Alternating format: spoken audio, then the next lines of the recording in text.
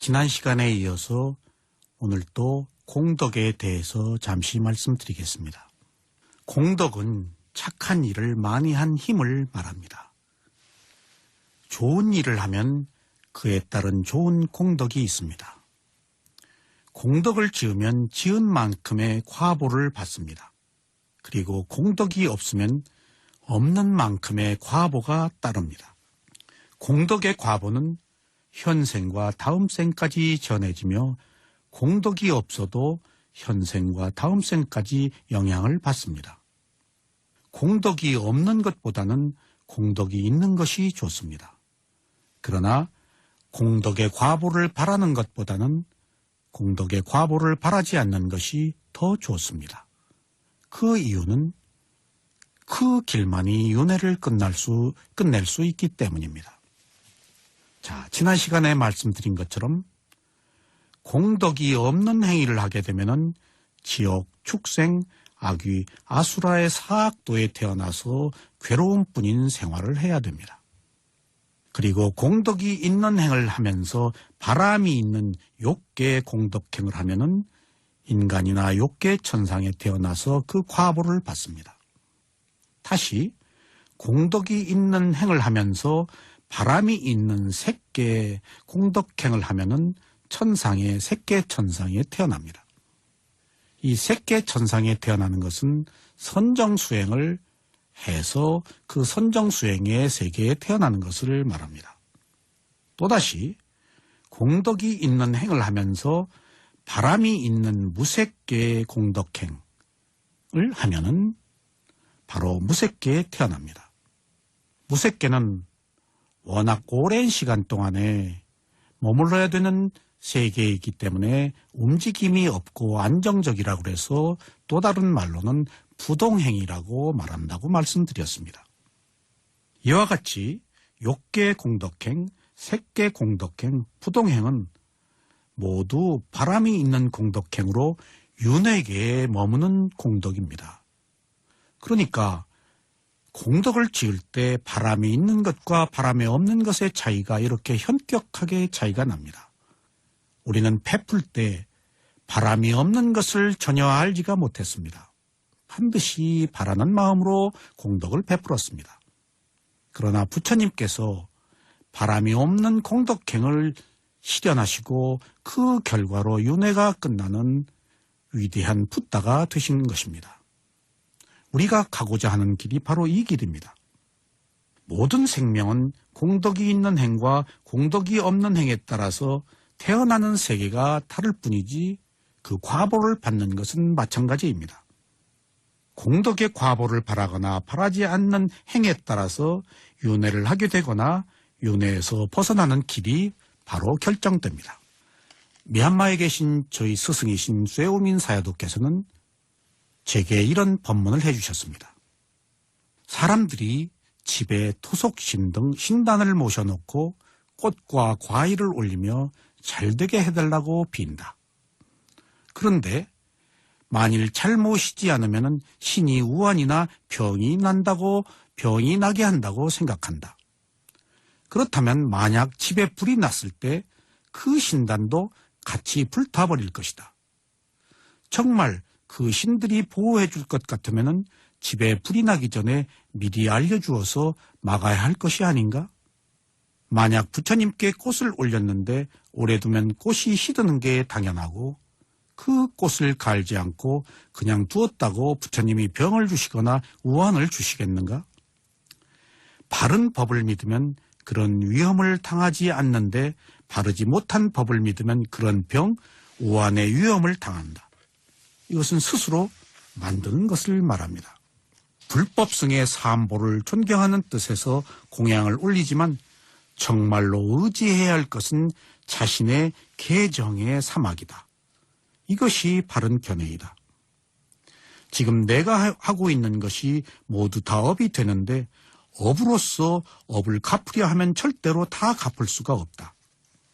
예를 들어 세세생생에 쌓인 업이 10만 원이라고 할 때 그 빚을 복을 짓는 것으로 다 갚으려 한다면 도저히 다 갚을 수가 없고 어느 세월에 다 갚으려 갚을지도 알 수가 없다. 그러나 그것은 지혜로 갚아야 한다. 앙굴리말라는 999명의 목숨을 빼앗았는데도 그 크나큰 업을 바로 지혜로 갚을 수 있었기 때문에 그 생에 바로 아라한이 되어서 윤회에서 벗어나게 되었다. 손님이 와서 염소를 잡아 대접한다면 그 과보로 그 사람은 죽어서 바로 지옥에 떨어진다. 그 다음에 축생으로 나서 다른 사람들에게 수없이 죽임을 당하고 난 뒤라야 비로소 손님을 대접한 복을 받게 되는데 언제 그 빚을 다 갚을 것인가? 위파사나의 지혜로서 빚을 갚게 되면 완전하게 빨리 갚을 수가 있다. 그렇게 하려면 노력이 필요하다. 지금 칙의 보시 수행을 하고 있다. 그런데 수행을 한다는 것은 집에서 음식을 할 때에도 알아차림을 하라는 말이다. 그래서 꼭 수행처에 오지 않고 집에 있어도 수행자가 될 수가 있다. 알아차림으로써 생각하고 말하고 행동하고 이 모든 것을 알아차림으로써 해야 한다. 보시 또한 지혜로서 해야 되는데 만일 10만 원으로 100분의 10분의 대중 스님들에게 공양을 올리려고 할 때 반찬 몇 가지만 하면 3번을 나누어서 할 수 있는데도 사람들은 그저 더 잘해드리려고 그것을 한 번에 다 써버린다. 이것은 욕망이 있는 것이다. 나누어서 공양을 하게 되면 복도 여러 번 지게 되고 공양을 받는 스님들도 공양이 없는 날은 잘못 드시는데 못 드시는 날이 없이 공양을 할 수 있으니 그 공덕 또한 크지 않겠는가. 여기 미얀마의 어느 마을 사람들은 미얀마 신들과 그들이 타고 올 백마산까지 모셔놓고 제단 위에 제물을 올린다고 매년 잔치를 벌린다. 나중에는 미얀마 사람들이 모시는 신들도 모자라서 한국의 신들까지도 웰컴이라고 환영할 것이다. 이렇게 스승께서는 보시에 대해서 말씀을 하셨습니다. 그렇습니다. 보시는 단지 베푸는 것으로 그치지 않습니다. 어떻게 베푸느냐에 따라서 그 과보는 다릅니다. 여러분들, 보시를 우리는 해야 됩니다. 반드시 보시는 필요한 것입니다. 그러나 그 보시가 윤회를 계속하게 하는 족쇄가 되어서는 안 됩니다. 저희 스승께서는 이렇게 또 말씀을 하셨습니다. 선업을 지으면 어떤 선업이든 나쁜 허물과 위험에서 벗어나게 된다. 그러한 그릇된 허물들과 위험에서 벗어나게 되기 때문에 선업의 보시는 알아차림과 집중의 밑거름이 된다.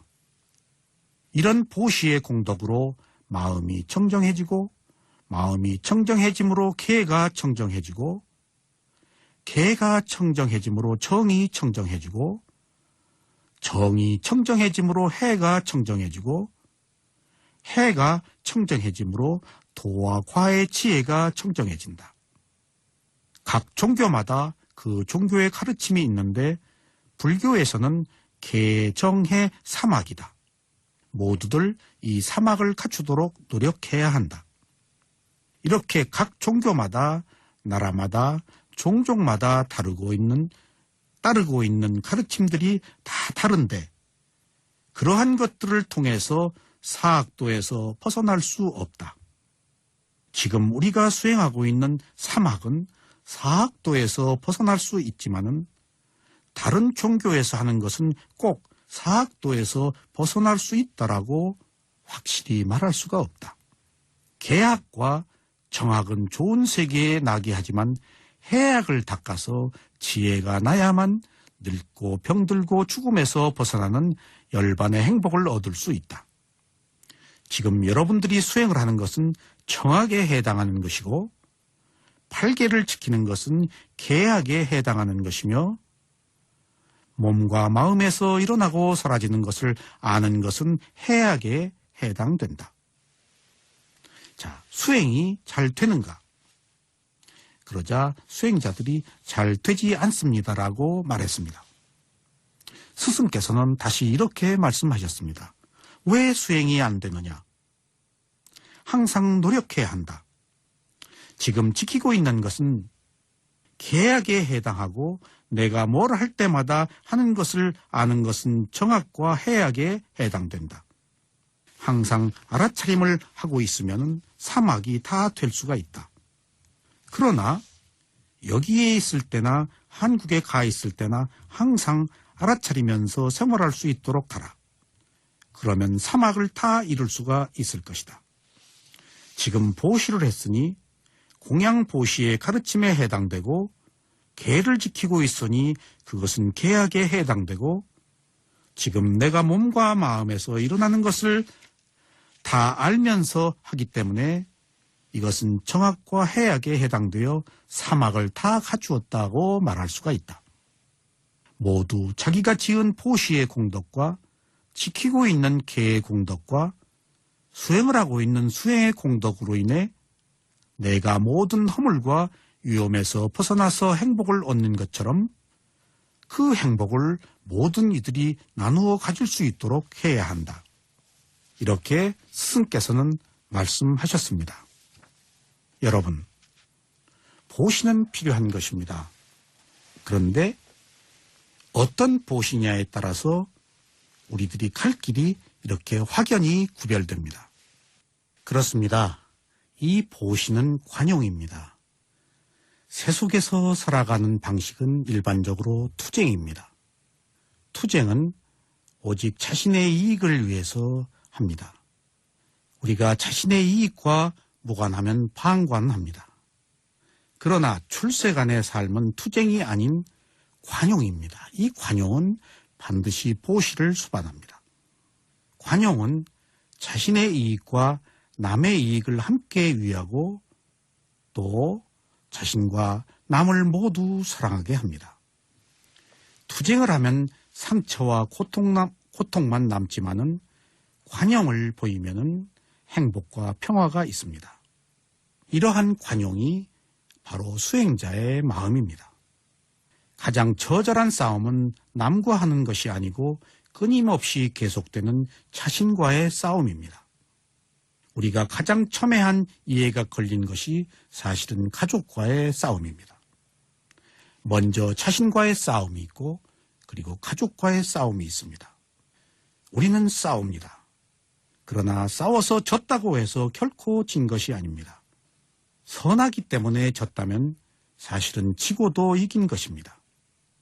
오히려 지고도 선한 과보를 받는 것입니다.